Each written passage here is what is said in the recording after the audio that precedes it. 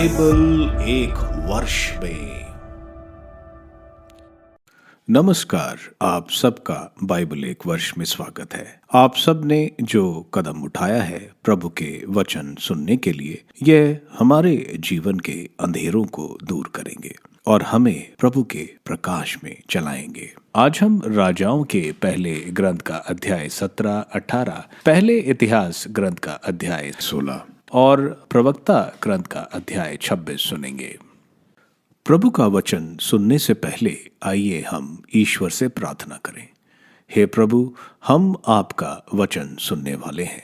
हमारे मन की आंखें खोलें और हमें आध्यात्मिक प्रज्ञा दें ताकि हम आपको जान सकें और आपके वचन के अनुसार अपना जीवन जिएं। यह हम मांगते हैं आपसे प्रभु यीशु के नाम, आमीन।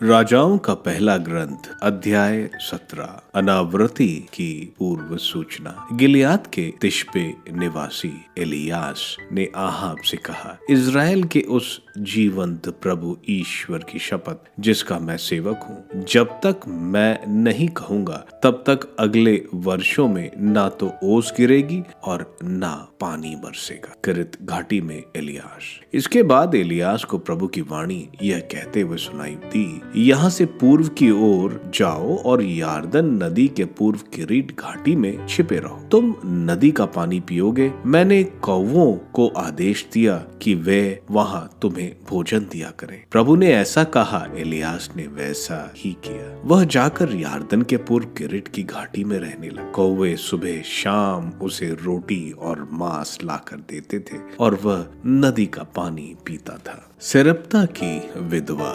नदी में पानी सूख गया क्योंकि पृथ्वी पर पानी नहीं बरसा था। तब एलियास को प्रभु की वाणी यह कहते हुए सुनाई पड़ी, उठो, सिदोन के सेरेप्ता जाओ और वहां रहो। मैंने वहां की एक विधवा को आदेश दिया कि वह तुम्हें भोजन दिया करे। एलियास उठकर सेरेप्ता गया। शहर के फाटक पर पहुंचकर उसने वहां लकड़ी बटोरती हुई एक विधवा को देखा और उसे बुलाकर कहा, मुझे पीने के लिए घड़े में थोड़ा सा पानी दो। वह पानी लाने जा ही रही थी कि उसने उसे पुकार कर कहा, मुझे थोड़ी सी रोटी भी ला दो। उसने उत्तर दिया, आपका ईश्वर जीवंत प्रभु इस बात का साक्षी है कि मेरे पास रोटी नहीं रह गई है। मेरे पास बर्तन में केवल मुट्ठी भर आटा और कुपी में थोड़ा सा तेल है। मैं 2-1 लकड़ियां बटोरने आई हूँ। अब घर जाकर उसे अपने लिए और अपने बेटे के लिए पकाती हूँ। हम उसे खाएंगे और उसके बाद हम मर जाएंगे। एलियास ने उससे कहा, मत डरो,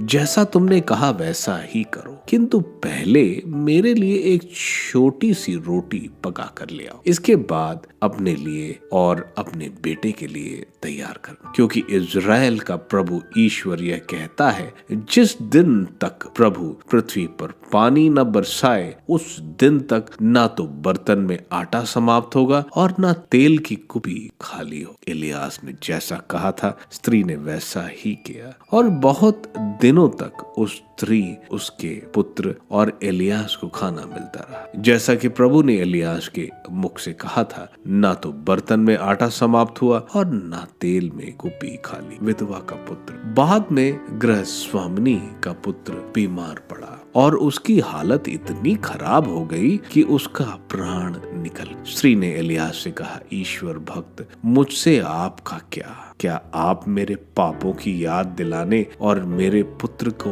मारने मेरे यहाँ आए? उसने उत्तर दिया, अपना पुत्र मुझको दो। एलियास ने उसे उसकी गोद से ले लिया और ऊपर रहने के कमरे में ले जाकर अपने पलंग पर लिटा दी। तब उसने यह कहकर प्रभु से प्रार्थना की, प्रभु मेरे ईश्वर, जो विधवा मुझे अपने यहाँ ठहराती है, क्या तू उसके पुत्र को संसार से उठाकर उसे विपत्ति में डालना चाहता है? तब वह 3 बार बालक पर लेट गया और उसने यह कहकर प्रभु से प्रार्थना की, प्रभु मेरे ईश्वर, ऐसा कर कि इस बालक के प्राण इसमें लौट आए। प्रभु ने इलियास की प्रार्थना सुनी, उस बालक के प्राण उसमें लौटे और वह जीवित हो उठा। इलियास उसे उठाकर ऊपर वाले कमरे से नीचे घर में ले गया और उसे उसकी माता को लौटाते हुए उसने कहा, देखो तुम्हारा पुत्र जीवित है। स्त्री ने उत्तर दिया, अब मैं जान गई हूँ कि आप ईश्वर भक्त हैं और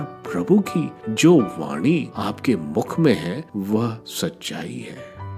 राजाओं का पहला ग्रंथ अध्याय 18। ओबदा में एलियास की भेंट। बहुत समय के बाद सूखे के तीसरे वर्ष एलियास को प्रभु की वाणी यह कहते हुए सुनाई पड़ी, आहाब से मिलने जाओ, मैं पृथ्वी पर फिर वर्षा करूंगा। एलियास आहाब के यहाँ आ गया। समरिया में भयंकर अकाल था, इसलिए आहाब ने अपने महल के प्रबंधक ओबदा को बुलाया। वह प्रभु का सच्चा भक्त था। जिस समय इजबेल ने प्रभु के नबियों को मार डालना चाहा था, ओबदा ने 100 नबियों को ले जाकर उन्हें 50-50 की संख्या में 2 गुफाओं में छुपाया था और उनके खाने पीने का प्रबंध किया था। आहाब ने ओबदा की आज्ञा दी, देश भर में भ्रमण करते हुए समस्त घाटियों में सब जल स्रोतों का पता लगा। हो सकता है हमें घोड़ों और खच्चरों को जीवित रखने के लिए कुछ घास मिल जाए और हमें अपने पशुओं में किसी का वध नहीं करना पड़े। उन्होंने देश भर का भ्रमण करने के लिए उसे 2 भागों में बांट लिया। आहाब एक दिशा में चल दिया और ओबजा दूसरी दिशा। ओबजा जब दौरा कर रहा था तो एकाएक उसकी भेंट एलियास से हुई। ओबदा ने उसे पहचान लिया और दंडवत प्रणाम कर उससे पूछा, मेरे स्वामी आप एलियास ही तो हैं? उसने कहा, हाँ मैं वही हूँ। तुम जाओ और अपने स्वामी से कहो कि एलियास यही है। तब उसने पूछा, मैंने आपका क्या बिगाड़ा जो आप अपने दास को आहाब के हाथ सौंप रहे हैं, जिससे वह मुझे मार डाले? प्रभु आपके ईश्वर की शपथ, ऐसी कोई जाति और राष्ट्र नहीं है जहां मेरे स्वामी ने आपकी खोज नहीं कराई है। और जब जब आकर उससे कहा गया कि वह हमारे यहाँ नहीं है तो उसे विश्वास नहीं हुआ और उसने उस राष्ट्र और जाति के लोगों से यह शपथ खिलवाई कि उन्होंने उसे नहीं देखा। अब आप आदेश देते हैं कि जाओ और अपने स्वामी से कहो कि एलियास यही है। मैं नहीं जानता कि मेरे जाने के बाद प्रभु का आत्मा आपको कहाँ ले जाएगा। यदि मैं जाकर आहाब से कहता कि आप यही हैं और वह आकर आपको नहीं पाता तो वह मेरा वध करता। मैं आपका दास युवा अवस्था से ही प्रभु की उपासना करता। क्या मेरे स्वामी को यह नहीं बताया गया कि जब इजबेल प्रभु के नबियों का वध करने जा रही थी तो मैंने क्या किया? उस समय मैंने 100 नबियों को ले जाकर उन्हें 50-50 की संख्याओं में 2 गुफाओं में छुपाया था और उनके खाने पीने का प्रबंध किया था। अब आप ये आदेश दे रहे हैं कि जाओ और अपने स्वामी से कहो कि एलियास यही है, वह तो मेरा वध करेगा। लेकिन एलियास ने कहा, विश्व मंडल के उस प्रभु की शपथ जिसका मैं सेवक हूँ, आज मैं अपने को उसके सामने प्रस्तुत कर दूंगा। एलियास से आहाब की भेंट। ओबदा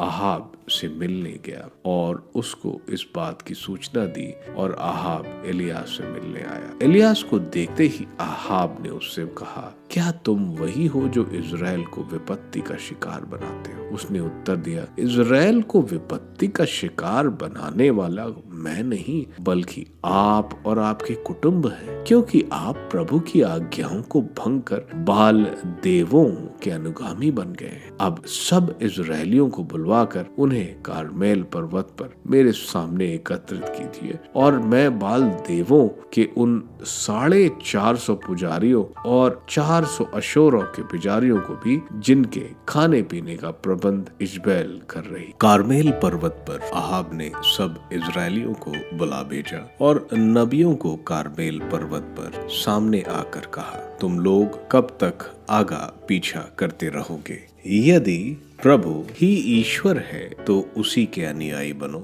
और यदि बाल ईश्वर है तो उसी के अनुयायी बनो। किंतु लोगों ने उसे कोई उत्तर नहीं दिया। तब एलियास ने जनता से कहा, मैं प्रभु का अकेला नबी रह गया हूँ। बाल के नबियों की संख्या 450 है।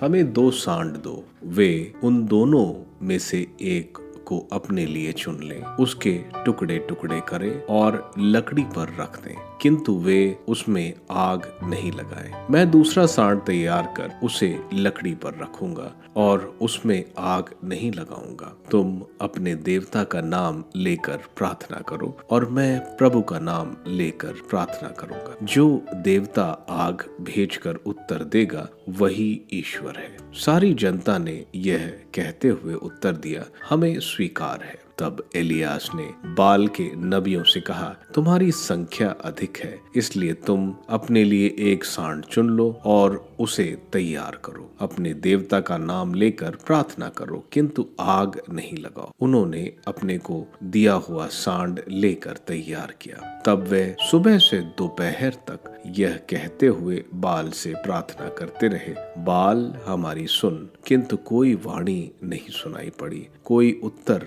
नहीं मिला। यद्यपि वे अपनी बनाई हुई वेदी के चारों ओर घुटने झुकाते हुए नाचते रहे। दोपहर के लगभग एलियास ये कहते हुए उनका उपहास करने लगा, तुम लोग और जोर से पुकारो, वह तो देवता है ना। वह किसी सोच विचार में पड़ा हुआ होगा या किसी काम में लगा हुआ होगा या यात्रा पर होगा। हो सकता है वो सोया हुआ हो तो उसे जगाना पड़े। वह और जोर से पुकारने और अपने रिवाज के अनुसार अपने को तलवारों और भालों से काट मारने लगे, यहाँ तक कि वे रक्त से लथपथ हो गए। वे दोपहर के बाद भी संध्योपासना के समय तक ऐसा करते रहे, किंतु ना तो कोई वाणी सुनाई पड़ी और ना कोई उत्तर मिला। उनकी प्रार्थना पर ध्यान ही नहीं दिया गया। तब एलियास ने जनता से कहा, मेरे पास आओ। सब लोग उसके पास आए और एलियास ने प्रभु की वेदी फिर बनाई जो गिरा दी गई थी। प्रभु ने याकूब से कहा था कि तुम्हारा नाम इज़राइल होगा। उसी याकूब के पुत्रों के वंशजों की संख्या के अनुसार एलियास ने 12 पत्थर लिए और उनसे प्रभु के लिए एक वेदी बनाई। उसने उसके चारों ओर एक नाला खोदा जिसमें अनाज के 2 पैमाने समा सकते थे। तब उसने लकड़ियां वेदी पर सजाई, सांड के टुकड़े टुकड़े कर दिए और उसे लकड़ी पर रखा। तब उसने कहा, 4 घड़े पानी से भरकर होम बलि और लकड़ी पर उड़ेल दो। इसके बाद उसने कहा, एक बार और यही करो। जब उन्होंने ऐसा किया तो उसने कहा, तीसरी बार यही करो। तब उन्होंने तीसरी बार ऐसा किया तो पानी वेदी पर से चारों ओर बहने लगा और नाला पानी से भर गया। संध्योपासना के समय नबी एलियास ने आगे बढ़कर कहा, इब्राहिम, इसहाक और इज़राइल के ईश्वर, आज ये दिखाने की कृपा कर कि तू इज़राइल का ईश्वर है और यह कि मैं तेरे सेवक ने यह सब तेरे आदेश के अनुसार किया है। मेरी सुन प्रभु, मेरी सुन, जिससे यह प्रजा स्वीकार करे तू प्रभु सच्चा ईश्वर है। इस प्रकार तू इसका हृदय फिर अपनी ओर उन्मंग कर देगा। इस पर प्रभु की आग बरस पड़ी। उसने होम बलि, लकड़ी, पत्थर और मिट्टी सब कुछ भस्म कर दिया और नाले का पानी भी सुखा दिया। लोग यह देखकर मुंह के बल गिर पड़े और बोल उठे, प्रभु ही ईश्वर है, प्रभु ही ईश्वर है। एलियास ने उनसे कहा, बाल के पुजारियों को पकड़ो, उनमें से एक भी न भागने पाए। वे पकड़ लिए गए। एलियास के कहने पर लोग उन्हें किशोन नाले तक घसीट कर ले गए और उन्होंने वहां उनका वध किया। अनावृत्ति का अंत। एलियास ने आहाब से कहा, आप खाने पीने जाइए क्योंकि भारी वर्षा की आवाज आ रही है। आहाब खाने पीने गया और एलियास कारमेल पर्वत की चोटी पर चढ़ा। वहां वह भूमि पर झुक गया और घुटनों के बीच सिर गुड़ाए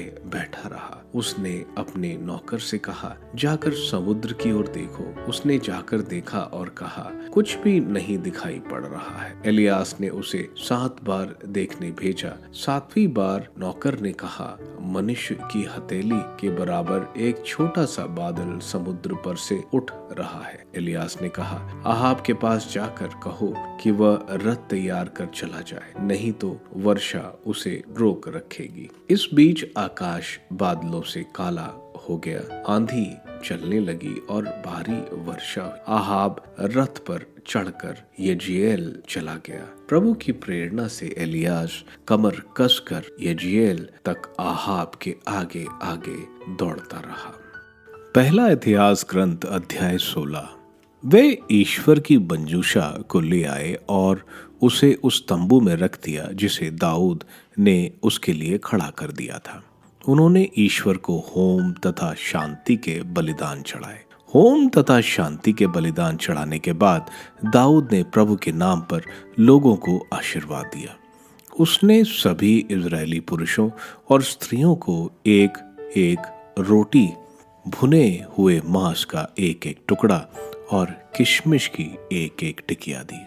लेवियों का कार्य। दाऊद ने प्रभु की मंजूषा की सेवा के लिए कुछ लेवियों को नियुक्त किया, जिससे वे प्रभु इज़राइल के ईश्वर का नाम ले उसकी महिमा गाएं और उसकी स्तुति करें।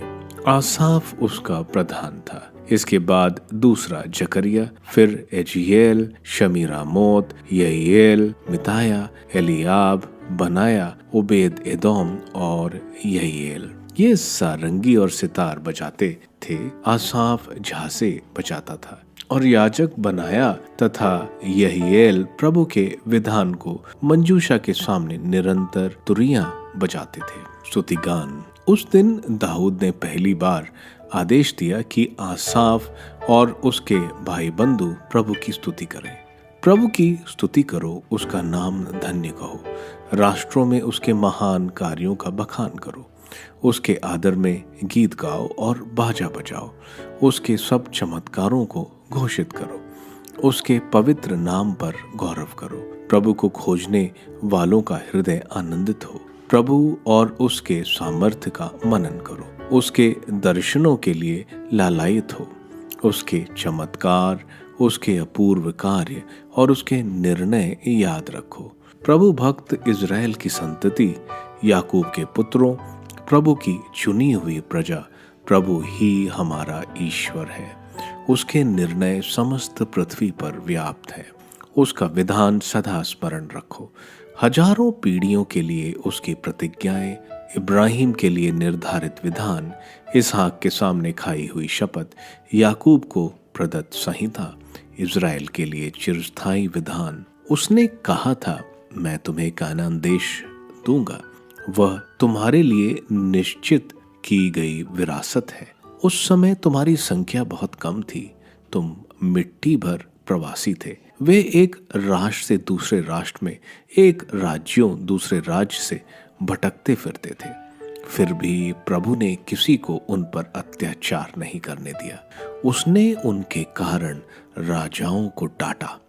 मेरे अभिषिक्तों पर हाथ नहीं लगाना, मेरे नबियों को कष्ट नहीं देना। समस्त पृथ्वी प्रभु का भजन सुनाओ, दिन प्रतिदिन उसका मुक्ति विधान घोषित करो। सभी राष्ट्रों में उसकी महिमा का बखान करो, सभी लोगों के उसके अपूर्व कार्यों का गीत सुनाओ, क्योंकि प्रभु महान और अत्यंत प्रशंसनीय है। वह सब देवताओं में परम श्रद्धेय है। अन्य राष्ट्रों के सब देवता निसार हैं, किंतु प्रभु ने आकाश का निर्माण किया है। वह महिमामय और ऐश्वर्यशाली है। उसका निवास वैभव पूर्ण और भव्य है। पृथ्वी के सब राष्ट्रों, प्रभु की महिमा और सामर्थ्य का बखान करो। उसके नाम की महिमा का गीत सुनाओ। चढ़ावा लेकर उसके सामने आओ। पवित्र वस्त्र पहनकर प्रभु की आराधना करो। समस्त पृथ्वी उसके सामने कांप उठो। पृथ्वी सुदृढ़ है, वह हिलेगी नहीं। स्वर्ग में आनंद और पृथ्वी पर उल्लास हो। राष्ट्रों में घोषित करो कि प्रभु ही राजा है।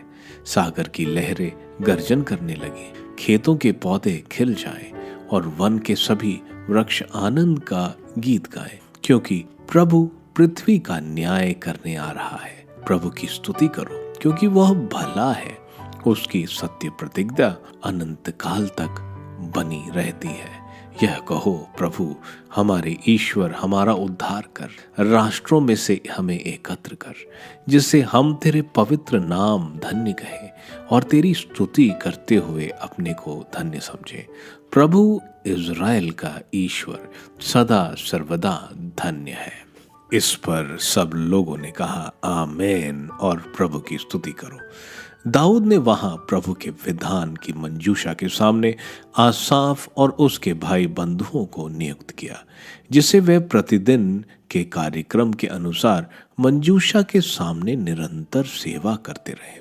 उसने ओबेद एदोम तथा उसके 68 भाई बंधुओं को भी सेवा में उनकी सहायता के लिए नियुक्त किया, और यदुतून के पुत्र ओबेद एदोम और होसा के द्वारपाल के रूप में उसने याजक सादोक और उसके याजक भाइयों को गिबोन की पहाड़ी पर प्रभु के निवास के सामने नियुक्त किया, जिससे वे बलि की वेदी पर प्रातः और संध्या समय प्रभु की होम बलि ठीक उसी प्रकार चढ़ाए करें जिस प्रकार इजरायलियों को प्रभु की संहिता में लिखा है। उनके साथ हेमान, यदुतून और अन्य लोग थे जो नाम लेकर चुने और नियुक्त किए गए थे, जिससे वह प्रभु की महिमा करें, क्योंकि उसकी सत्य प्रतिज्ञता अनंत काल तक बनी रहती है। हेमान और यदुतून के पास तुरियां, झांसे और प्रभु के संगीत के वाद्य थे। यदुतून के पुत्र द्वारपाल थे। इसके बाद प्रत्येक व्यक्ति अपने अपने घर लौट गया और दाऊद भी अपने कुटुंबियों को आशीर्वाद देने अपने घर गया। प्रवक्ता ग्रंथ अध्याय 26। सुखी गृहस्थ का सौभाग्य। साध्वी स्त्री का पति धन्य है, उसकी आयु दुगनी हो जाती है। सुयोग्य पत्नी अपने पति को आनंदित करती है, वह अपने जीवन का पूरा समय शांति में बिताता है। साध्वी पत्नी ईश्वर का वरदान है, वह ईश्वर भक्तों को ही प्राप्त होती है। वह धनी हो या दरिद्र, किंतु दोनों संतुष्ट हैं और उनके चेहरों पर मुस्कान बनी रहती है। दुष्चरित्र पत्नी। मेरे हृदय 3 बात से कांप जाता है और मैं चौथे से डरता हूँ। नगर में बदनामी, तेजित भीड़ और झूठा दोषारोपण, ये सब मृत्यु से भी बदतर है। किंतु जो पत्नी अपनी सौत से ईर्ष्या करती और अपनी कटु बातचीत से झगड़ा पैदा करती, वह मनोव्यथा और विपत्ति का कारण है। दुष्ट पत्नी ढीले जुए की तरह दुखदाई है। जो उस पर नियंत्रण रखना चाहता, वह मानो हाथ में बिच्छू उठाता है। मदिरा पीने वाली पत्नी घृणा उत्पन्न करती है, वह अपना कलंक नहीं छुपा सकेगी। निर्जल आंखों और कनखियों से व्यभिचारिणी पत्नी पहचानी जा सकती है। चंचल पत्नी पर सख्त निगरानी रखो, वह अवसर पाते ही उससे लाभ उठाती है। उसकी निर्जल आंखों से सावधान रहो, वह तुम्हारे साथ विश्वासघात करे तो आश्चर्य मत करो। वह प्यासे यात्री की तरह मुंह खोलकर अपने पड़ोस का हर पानी पीती है। वह तंबू की हर खूंटी के सामने बैठती और बाण निकलने के लिए अपना तरकश खोलती है। सच्चरित्र पत्नी। पत्नी का लावण्य पति को मोहित करता है, उसकी कार्यकुशलता उसे सुस्वास्थ्य बनाती है। कम बोलने वाली पत्नी ईश्वर का वरदान है। सुशिक्षित पत्नी अमूल्य है। शालीन पत्नी का लावण्य असीम है। जो साध्वी है उसका मूल्य अपार है। सुव्यवस्थित घर में साध्वी का सौंदर्य ईश्वर के पर्वत पर उदयमान सूर्य के सदृश है। उसके सुस्वास्थ्य शरीर पर उसके मुख का सौंदर्य पवित्र दीपवृक्ष पर चमकते हुए दीपक की तरह शोभ्यमान है। उसकी सुदृढ़ एड़ियों पर उसके सुंदर पैर चांदी की पीठिका पर स्वर्ण खंभों की तरह शोभ्यमान है। साध्वी पत्नी के हृदय में ईश्वर की आज्ञाएं सुदृढ़ आधार पर शाश्वत नींव की तरह स्थापित है। अप्रिय बातें। 2 बातें मेरी दिल दुखाती हैं और तीसरी मुझ में क्रोध उत्पन्न करती है। सैनिक जो दरिद्र बनता है, समझदार व्यक्ति जिसका तिरस्कार किया जाता है और सधर्मी जो पाप की ओर झुकता है, प्रभु उसे तलवार का शिकार बनने देगा। लेन देन। व्यापारी शायद ही अपराध से बच सकेगा और दुकानदार पाप से मुक्त नहीं रहेगा। राजाओं के पहले ग्रंथ के अध्याय 17 में हम इजराइल के महान नबी को देखते हैं, एलीजा। इनके नाम का मतलब है याहवे मेरे ईश्वर हैं। यह इजराइल के दुष्ट राजा आहाब के समय थे। इनके कपड़े पहनने का तरीका अलग था। वो जानवरों की खाल और कमर पर एक चमड़े की बेल्ट पहनते थे। जैसा हमने नए विधान के संत योहन बपतिस्ता को देखा था। यह यॉर्दन के पूर्व के इलाके में रहते थे। हम देखते हैं आहाब और लोगों की ईश्वर से दूरी और बाल की पूजा। एलीजा राजा आहाब को बोलता है कि आगे बारिश या ओस नहीं गिरेगी, अकाल पड़ेगा, जब तक एलीजा नहीं बोलता है। ये लोग उस वक्त बाल देवता की पूजा करते थे।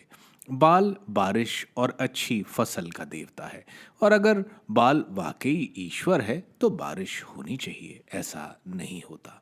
हम देखते हैं एलीजा आहाब और उसकी पत्नी जेज़ेबेल से बचने के लिए एलीजा यारदन के पूर्व चला जाता है। हम देखते हैं ईश्वर एलीजा को खाने को कौवे द्वारा प्रदान करते हैं और वादी से पानी देते हैं। सूखे के समय वादी में पानी होना असंभव है, लेकिन यहाँ पानी होता है। यह ईश्वर का चमत्कार था।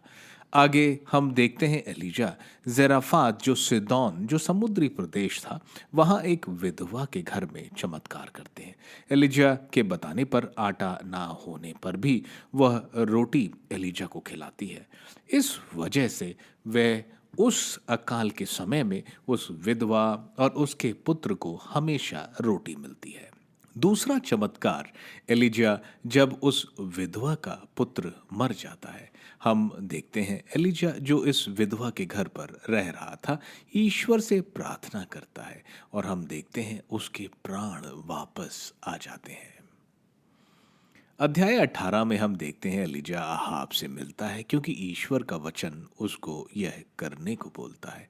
हम देखते हैं एलीजा आहाब को चैलेंज करता है कि उसके और बाल के पुजारियों बलि चढ़ाएं, लेकिन बलि की अग्नि ईश्वर जलाएंगे। अगर बाल ईश्वर है तो बाल की वेदी पर अग्नि गिरेगी, नहीं तो एलीजा के बनाए वेदी पर ईश्वर द्वारा अग्नि आएगी। आहाब मान जाता है क्योंकि आहाब सोचता है 450 बाल के पुरोहित एलीजा जो अकेला है उसे जरूर हरा देंगे, लेकिन उसको यह नहीं मालूम था ईश्वर के साथ अकेला मनुष्य भी बहुमत में होता है। हम देखते हैं सवेरे से दोपहर तक बाल के नबी विनती करते रहते हैं बाल देवता से, लेकिन कुछ नहीं होता और एलीजा के ईश्वर को पुकारने पर बलि वेदी पर अग्नि गिरती है और बलि को भस्म कर देती है और लोग यावे ईश्वर है किनारे लगाते हैं और हम देखते हैं सारे बाल के पुरोहित वहां मारे जाते हैं। आगे हम देखते हैं बादल का आना और बारिश 3 बाद होना। आहाब अब थोड़ा डरा हुआ है जो उसने बलि की अग्नि और अकाल के बाद पहली बारिश का होना देखा, तो वो अभी थोड़ा सहमा हुआ है। पहले इतिहास ग्रंथ के अध्याय 16 में हम देखते हैं आर्क ऑफ द कवनेंट दाऊद ने तंबू में स्थापित की और बलियां ईश्वर को चढ़ाई।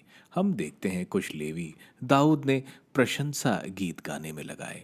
हम आसाफ का नाम सुनते हैं जिन्होंने बहुत स्रोत ग्रंथ में लिखे हैं। दाऊद खुद एक बहुत अच्छा स्रोतकार है। हम देखते हैं वो ईश्वर को धन्यवाद का स्रोत बोल रहा है। यह हम स्रोत ग्रंथ के 105 स्रोत और 106 स्रोत में भी पाते हैं। प्रवक्ता ग्रंथ के अध्याय 26 में हमें बेनसिरा अच्छी पत्नी और बुरी पत्नी के बारे में बता रहे हैं। अच्छी पत्नी उसके पति के जीवन को दुगनी करती है और उसके विपरीत एक बुरी पत्नी और बुरी स्त्री दुख का कारण बनती है। आप सबको धन्यवाद ईश्वर के वचन सुनने के लिए। मैं आपसे विनती करता हूं कि आप बाइबल एक वर्ष में को दूसरों के साथ शेयर करें, क्योंकि प्रभु का वचन स्वयं प्रभु यीशु है। प्रभु को दूसरों को देने वालों को प्रभु की आशीष जरूर मिलेगी। मैं आप सबका बड़ी बेसब्री से कल इंतजार करूंगा। धन्यवाद।